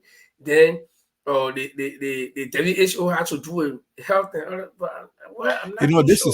Let me read a little story from the Daily Observer newspaper. Why they're taking over? I think this is a total failure of the management of the health drug delivery system. That's why the World Food Program came in. It says this is what WHO should come in. No, this is why I say in the story, the newspaper article from the Daily Observer. It says the World Food Program is in partnership with the Ministry of Health and its development partners has assumed control of the drug delivery across the country and the management of its central medical service stores, CMS. The partnership, which was signed early July of this year, is supported by the USAID and the Global Fund to strengthen the country's healthcare supply chain services across the country through efficiency and reliability. You know what it says here? It's all about management. Probably it's a bad management. That's why the WFP came in. If the foreign organization can come in and take over your healthcare delivery system, that means there's a failure somewhere you're looking for. I agree. The failure is there. I agree. But my point here is, why can the relevant organization, because we're talking about health here, so is a WFP going to be performing dual role, like taking care of the food programs and nutritional stuff and thing, and then delivering the drugs and thing to it also has to do with. Let me explain something. When I was back in Africa doing some, I think I work in Guinea with MSF. At some point, there was a group in Guinea at the time that were working with the refugee school system. They called them. They were working with the educational system, all right, and they were not running education. So what they did, they were given a particular project to manage because there was no credible organization at the time. So what the refugee UNHCR did, they look at this international organization. You know what? They want to come and bring an expert in this area to manage your part because you don't have anybody to manage it. You are credible people. If the health delivery system in Liberia is failing, they cannot deliver. Most of the drugs end up in local markets. If you go to what I know, I was at JFK when I was at the medical school in JFK. We have most of those drugs that being sold. I mean, by giving out from the Ministry of Health, it's been all you can find it on the local market. Go out to the local market. All these drips or all these medicine that have been brought in, it's been sold on the local market. People are taking out, selling them. So they want to give it a credible institution that can able to have it delivered. So every health centers periphery or referral centers in hospitals in Liberia should receive the medical system. That's the reason I think that's why WPF, the World Food Program, came in. They're giving it the authority to do it. Probably the WHO is not around, so they'll get the responsibility to World Food Program to take on. I think it has to do with field management. Yeah, I mean, we all agree that because of the field management. So I think the scenario is when the capable is not around, the available will do the work. So since maybe because I don't know how much presence does the WHO have in Liberia now, since we are not been going through some health, major health crisis in the past few, since the corona now. So I don't know. But I think if that's the case, then fine. I mean, that let somebody do the work so that, at least the drugs will be distributed and then, and people can benefit from it. Yeah, but because if it's such a shame, Linfo, where we should have capable people, competent people in Liberia to be able to run the system. They're taking it from giving it to international organizations to run it for us, where a qualified Liberian manager should be able to manage those things. Because over the years, it has been run by Liberians. And now it boils down to, if you always listen to me on this program, I've always talked about the women knowing who know you better than we Africans. The women will deal with people who's providing these drugs is the women, and then they know that the Liberians, the people, the Minister of Health is mismanaging everything, so they look for somebody who they know. So it could be any of the UN function, it could be UNESCO, it could be it also could be like the World Food, World Health Organization. The World Organization could ask the government like, listen, the way things are going very bad, you guys are not delivering well. You got two options. Will you give it to an institution that will manage it, or we will not give you drugs anymore because you failed. Dismal failure. Definitely, if you cannot deliver, we'll get WHO or WFP that will, because they are capable to manage it for you. They will take it, will provide the necessary equipment or the necessary drugs or facility you need. Or if it's level Liberian, we don't give any supply to you. Simple as that. Like I said before, it's good. I mean, as long as the people who need these things can benefit from it, it's very, very good for me. And so I was only concerned why would WFP be the one to take over drugs and other stuff. But if that's the situation, then it's understood, and we can move on. This is what we got, Linfo. Another story. We look at another story from the Dealers of newspapers, Liberian. Look at this. Can you see what is that? Is it something like Parliament Enterprise embarks on clear oil production? Is that red oil, palm oil? Well, it looks like the paper just not telling. I see palm tree. It seems to be a come from I don't know the content of the oil. I believe it's a rare oil. Yeah, but I think we can look at it and discuss. But if this is a palm oil project, then I think it's very good, because we Liberians, a couple of days ago, I went to Mercedes, not that big. I'm the one what we call African shop here, Arab shop here, and then they don't sell a palm oil and things, so I have to drive 3 hours away to the bigger city to check. And I went there, I didn't see it, and they're all from Ghana. Okay, so we do have Liberian products on the market. So if this how many product do we produce anyway? Liberian produce, I will sell out there. How many do you know? That's the thing now. The entrepreneurship in Liberia is very poor when it comes to Liberians being involved. So if this is a project that will be sustained, then I think this company should be able to at least export the oil that will produce, so we can have Liberian products on the market too. Because there may be some Liberian products on the market, but probably in the US, not here, because I know there is a farina or Gary processing place in Liberia and some in America. I saw it before. So, but we hope that they can extend, and then feed other Liberians around the world. I mean, Liberians are not only in America or somewhere here. You know, I can't tell when last I ate Gary. Yeah, just Lynn, for another good thing about it is like this is a kind of a step forward because we want the government to look into the people of the Liberians that are doing something on their own. Start this kind of initiative, put money to them. But the difficulty of these people is like access to finance, where they got money from. Some don't have capital. They'll start at some point. They always say there's any business after 5 years, small business. If you succeed, if you pass 5 years in existence, then you can make it. These companies will fall flat on their face after 1 or 2 years of existence because they don't have capital to continue to develop the core R&D, research and development, where you improve this to supply other countries.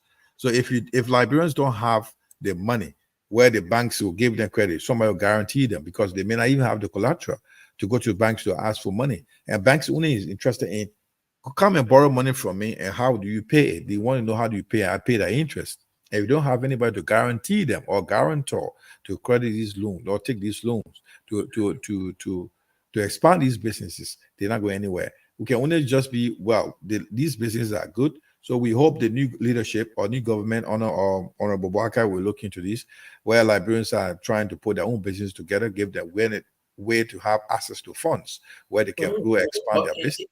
Again, there is one problem that I think always hampers or serve as setback to small businesses. Like I don't know the investment capacity of this particular company, but I would consider it a medium-sized business. Now, they go to Liberia, they want their documents to go through, they want their proposal and thing to go through, they want everything to go through. Then the bottlenecks that they have to break. You got to bribe people. You got to pay for every piece of paper that you want. You got to pay for telephone call that you want to make to somebody. You got to pay the minister's bodyguard so you can go inform the minister that you are there. All these things are part of the communist. Because I did the small business accounting in high school, where it says that you, the owner of the business, you are totally a different person from the business. You are not part of the business. So everything that you take from that business is against the business. So if you carry $1 million and you have to end up using 500,000 of the $1 million just to set up, not considering your overhead, the business not even started, but you have lost 500,000 of the 1 million. So where do you start from? See, so I think if there will not be all the bottlenecks, all these bureaucracy, all these bureaucratic red tapes and other stuff, then small businesses, like you said, and medium-sized businesses will be able to survive. It's not difficult. But the thing is, with all of these that we are being experiencing, it makes it difficult. Even a multi-million-dollar company will have to scratch their head before going into venture. So I think if the new administration will be stringent on all of these things and will make sure that even if not totally abolished, but they can limit it to some extent, then I think businesses will be able to survive and more businesses will be able to go. And remember that like this palm something, all over the country they got palm farms, all over the country. So they will survive. I mean, when it comes to customers, when it comes to buy the raw material, it wouldn't be a problem for them. The only problem they may face also will be logistical problem, going to the various smaller villages and things to get palm. Because in my own family land, some of my brothers planted a whole lot of palms, so they get to spoil the land, thinking that they claiming on that palm tree coordination, now the palm with me they get rotting. Because no machine, nothing, nobody harvesting it. You see it? So for them to get customers to buy from in Liberia would not be a problem. But the problem here is logistical issues, how to get to those smaller towns. And then secondly, if they can beat the corruption that we have, then fine, they can survive. All right, then. Right, you said it right. We'll take a few second break and come back.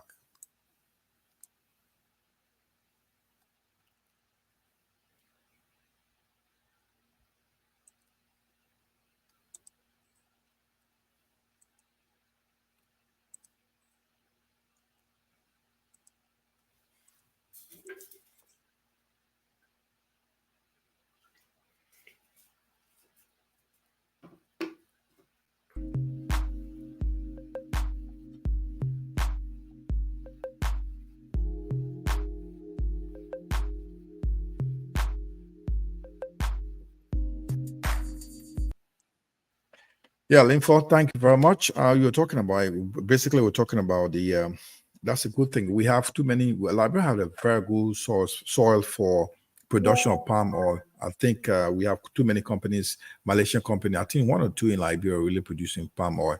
And we are not producing it ourselves. They're making it, taking it out of the country and selling it made in Malaysia while we have the farm in our country. So we hope Liberian, they can improve and support Liberian businesses to do their own. Therefore, I want to take you to different article that came out this week in the news. This is about Liberia debt. I want you to tell me what you think about this. All banks suspend Liberia access to loans. This came out 2 days ago from the Dailies newspaper. Yeah, the question is, how long will this suspension last? I don't know whether they gave any idea as to how long the suspension will last. I will tell you, the story is like they wrote somewhere around last month or 2 months ago. They wrote the Ministry of Finance that we need to pay our money. It was November 15th. This is what it says. I say the article from Dealers. So we sincerely hope that all such a payment will be cleared soon to allow the resumptions of withdrawal from the execution of the important operations the bank has been supporting. That's a dear Ghana. That's a letter from the head of the World Health Central, World Bank, like Credit to Africa. Letter to the Ministry of Finance. This is what they said to them, dated November 15. So the World Bank is suspended. Like the World Bank has suspended Liberia from assessing withdrawal loans due to the failure of the President George Weah administration to service previously disbursed loans. You heard that?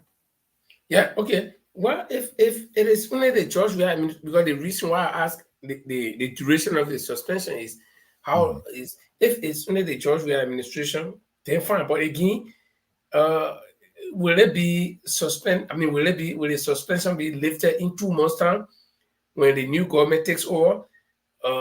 Because the only way the suspension could be lifted, I think, if the government of Liberia settles the debt. The reason why they are punishing Liberia is because Liberia has failed to pay its debt back to the World Bank. So if that debt still remains as a bad debt and the new government comes in about two months' time from now, will it be lifted?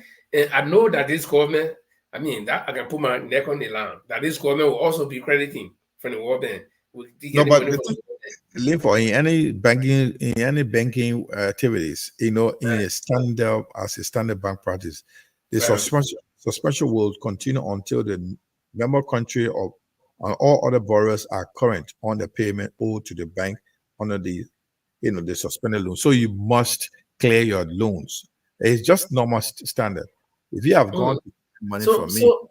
So this tells me that this will be one of the first log jam, for this government. Because we said it before. For the new government, because inheriting it.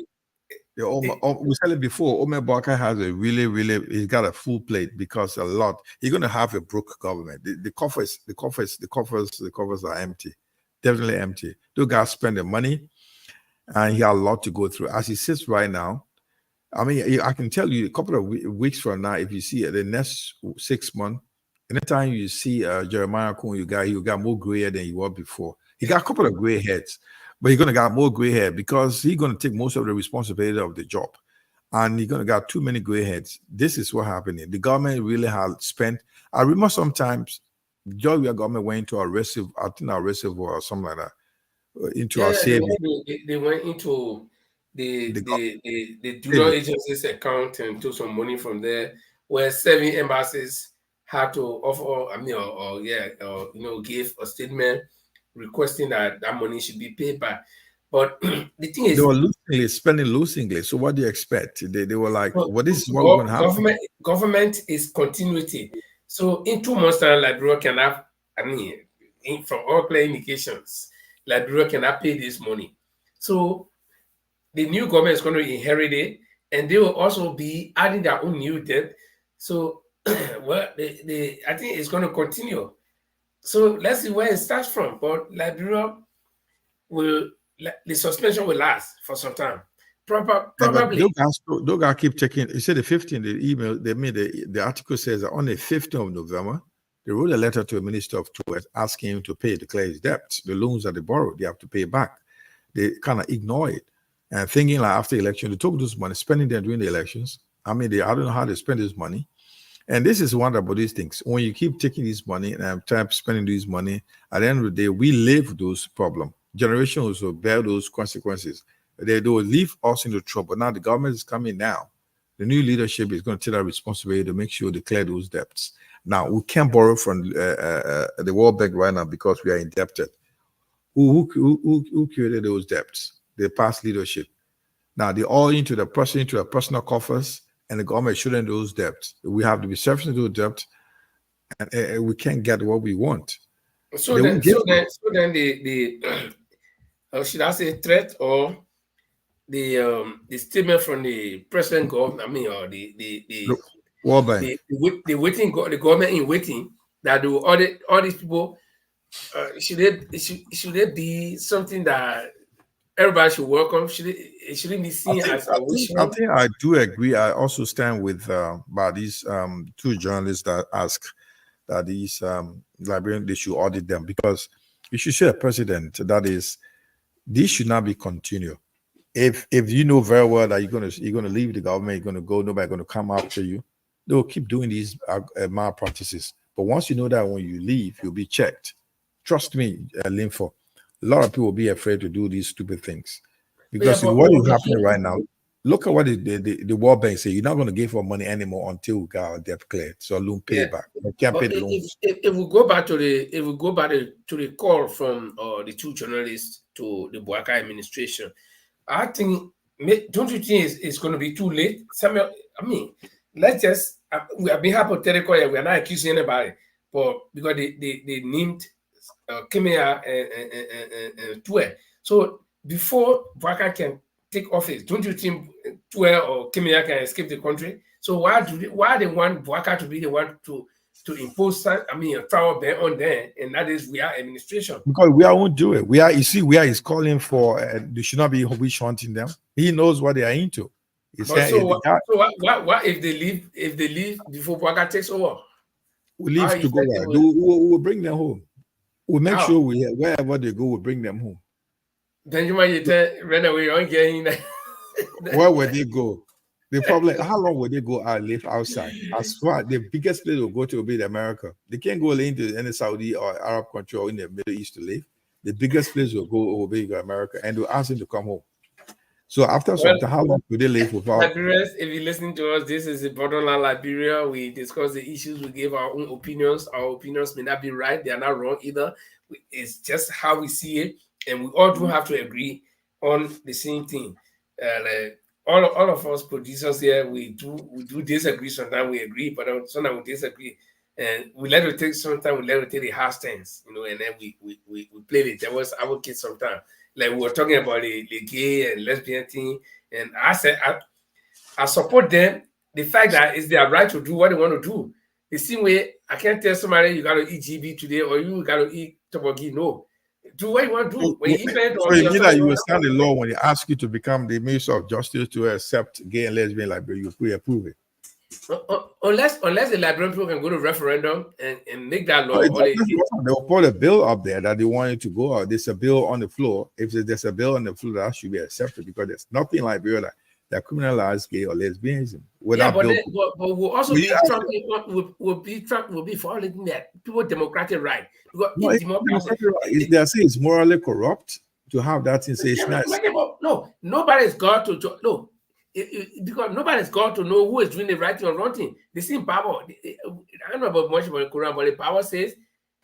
So you don't understand the Bible that it says. The Bible tells you if you follow the ways of Jesus, it's a way to light. So that means whatever he did. Let me tell you. Let me tell you. The thing Jesus said he came to save the sinner. He can't to save wise men, or people who are saved, or who. So can you still be committing those sins? That yes. Listen, if there were no sinners, Jesus will not come. If there were no sinners, Jesus will not come. It's just like I can hear Norwegian people talking, that foreigner brought criminal. So I asked them, you have police before? They say, yeah. You had jail before they say, who are going to know jail before foreigner king in your country? If you No, not criminals, you not jail house. that peaceful citizens are going to those jail houses.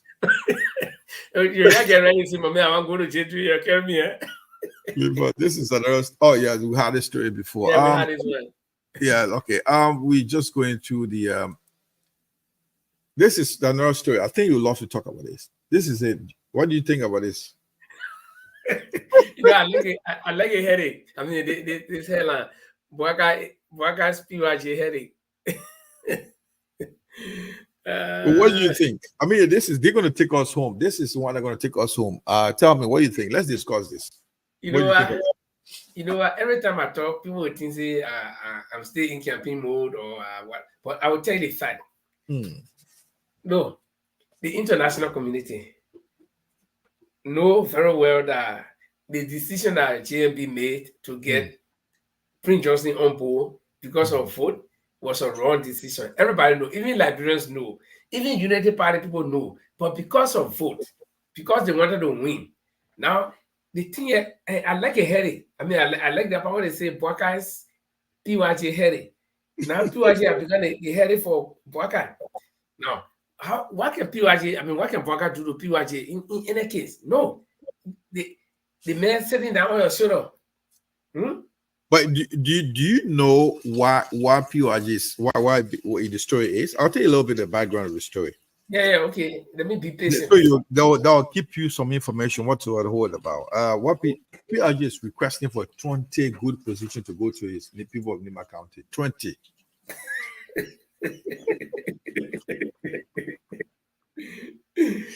Oh, this is from Front Page Africa newspaper. Yeah, he said, I will read a portion that says about what what he says. He's asking Boakai to give him 20 good positions. So he will distribute among the people of Nima County because he delivered Nima to him. He made him president. So he deserved 20 positions. So what do you think about that? Well, then I want to know how many positions Boakai will give Lofa County people.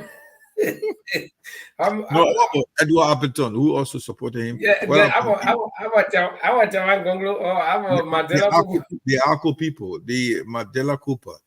Yeah. So let me tell you. Some all are not old, but we can think, and because we think, then we are the bad people.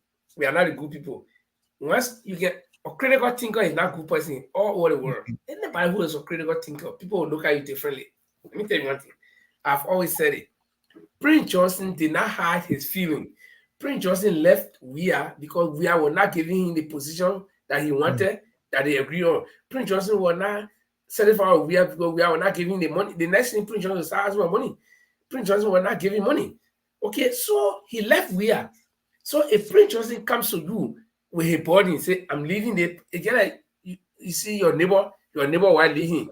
You see the American passion for me. Let me tell you from the newspaper. Let me tell you guys a tip. So you add up to what you're saying. It's quite an interesting story. He said, he said, Front Page Africa has learned that Senator Johnson is one of the most feared warlords of the Civil War. Has his sight set on the Liberian Maritime Authority, the Liberian Telecommunication Authority, the Liberian Corporation, the National Security Agency, among others. This is, however, not a new phenomenon with Senator Johnson. The Nima County Senator prided himself as the kingmaker in Liberia elections. He was instrumental in helping former President Ellen Johnson Sirleaf secure second term in the runoff elections. George was as well in 2011. He said he asked that he want 20 positions. So those are key areas he want 20 positions, man. And he named those one where he decided on. So the last time I said, I even did my private podcast.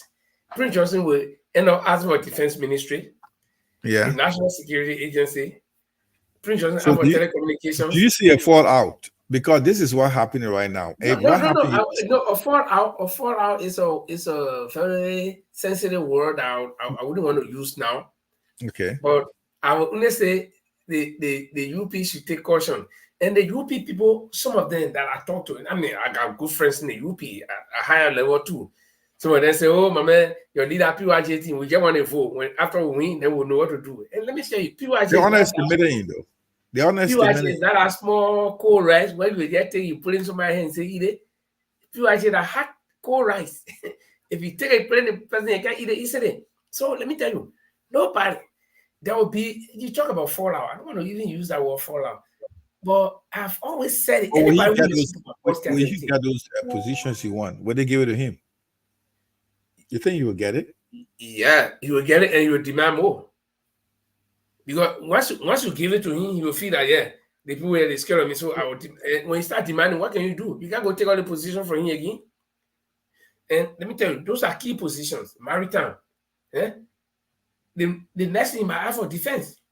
But let me just tell you something. PYJ. You already asked for a security position. For. There's a security. What was it? National. What was it? Yeah. He asked for another security position that already. So that's NSA, National Security Agency. Yeah. So those are key areas. He doesn't want to defense. He wants national. So those are key areas, key autonomous agencies run by the government. So he wants those areas. Yeah, but like I've always said, PYJ play the card. But what the Unity Party people fail to know is, like, I'll give you an example. Your neighbor wife leaving him, coming to you, say, my husband can buy me shoes. My husband can buy expensive thing for me. My husband can buy this. So now, and you know, you want a woman expensive. You agree simply because you want to sleep with a woman, you go take her. Yeah, Linfo, sorry. The question I want to say, I'm sorry for interrupting you.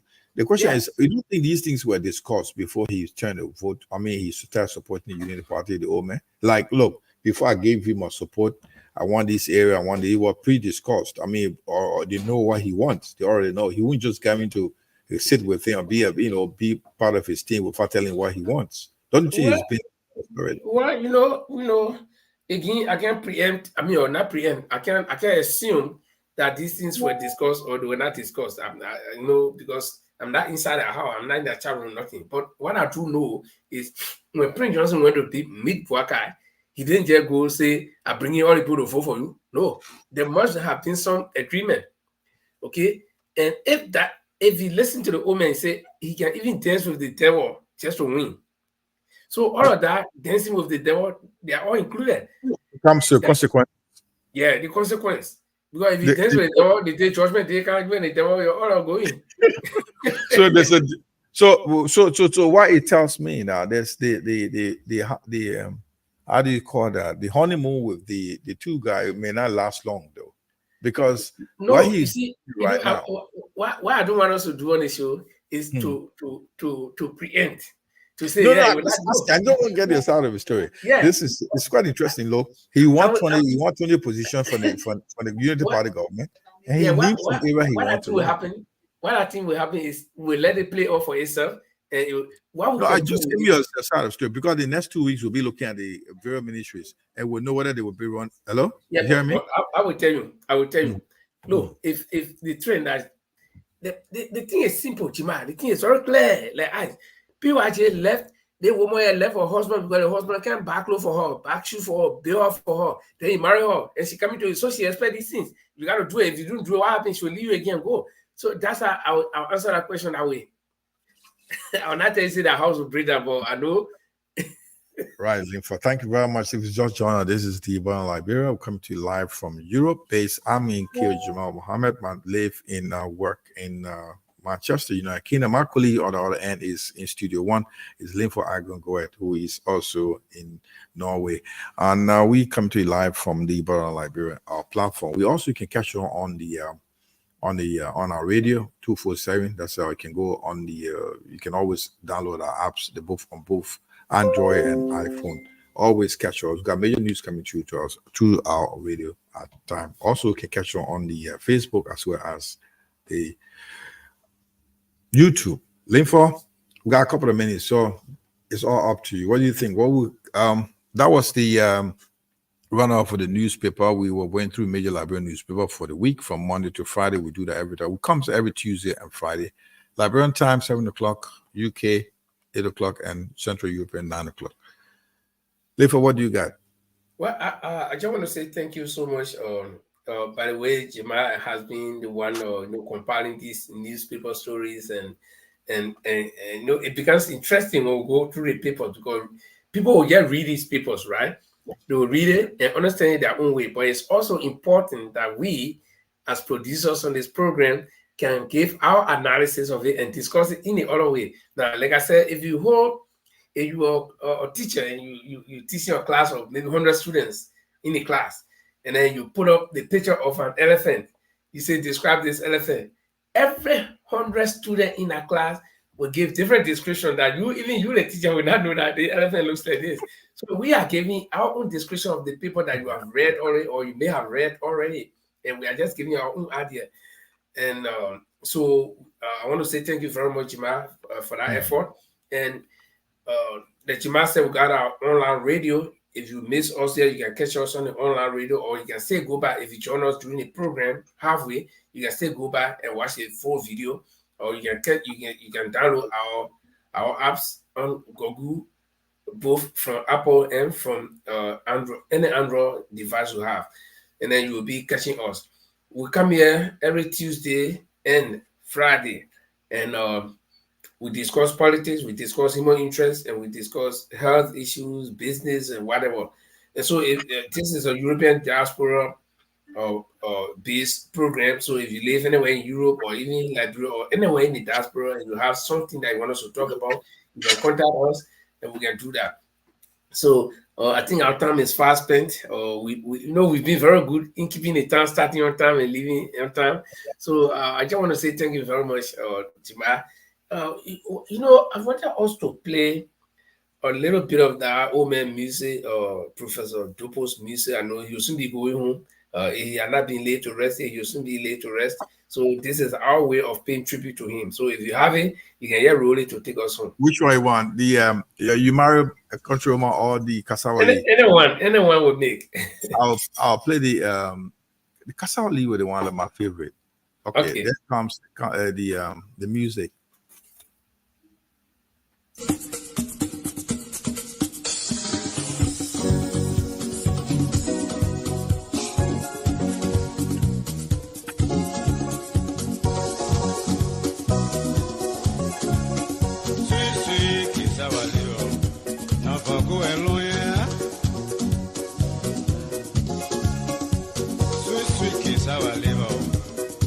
Go along. You take it from Peter to Paul will take it from you tomorrow, mama. Sweet, sweet, living is sweet, where the rich or poor.